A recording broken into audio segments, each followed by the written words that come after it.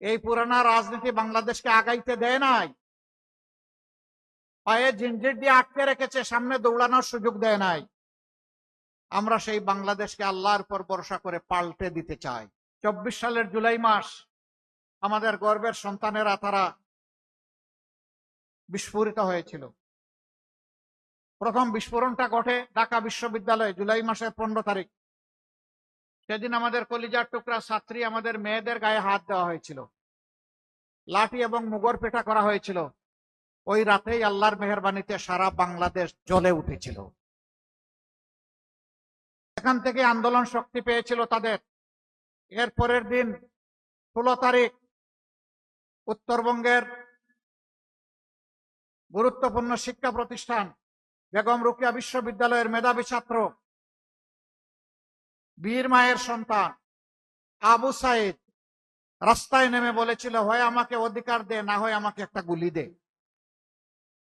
সে ডানা মেলে বলেছিল, বুকের ভিতরে তুমুল ঝড়, বুক পেতেছি, গুলি কর। তার আস্থা ছিল তাকে কেউ গুলি করবে না, সে তার অধিকার পাবে। কিন্তু না, 1, 2, 3 তার বুকে 3টা গুলি ছোড়া হলো। সেই ছেলেটা সেদিন কিন্তু পিঠে কোনো গুলি নেয় নাই, বুকে গুলি নিয়েছে। পিঠে গুলি নেয় কাপুরুষ, বুকে গুলি নেয় জাতির জন্য বীর পুরুষ। একদিনে 6 জনকে হত্যা করা হয়েছিল। রংপুর থেকে চট্টগ্রাম, ঢাকা রাজধানী, কোনো জায়গা বাদ পড়ে নাই। সম্মানিত ভাইরা, এরপরে আন্দোলন আস্তে আস্তে মোমেন্টাম পায়।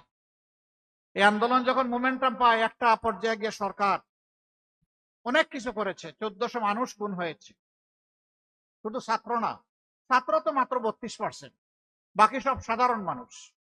এবং যারা নিহত হয়েছে তার মধ্যে 62% মানুষ হচ্ছে খেটে খাওয়া মানুষ, দিন আনে দিন খায়।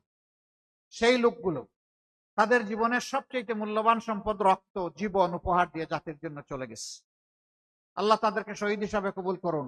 আমরা তাদের কাছে চির কৃতজ্ঞ। এই বাংলাদেশ এখন একটু স্বস্তির নিঃশ্বাস চায়, আর পুরানা রাজনীতি ফিরে যেতে চায় না। এই পুরানা রাজনীতি বাংলাদেশকে আগাইতে দেয় নাই, পায়ে জিঞ্জির দিয়ে আটকে রেখেছে, সামনে দৌড়ানোর সুযোগ দেয় নাই। আমরা সেই বাংলাদেশকে আল্লাহর উপর ভরসা করে পাল্টে দিতে চাই।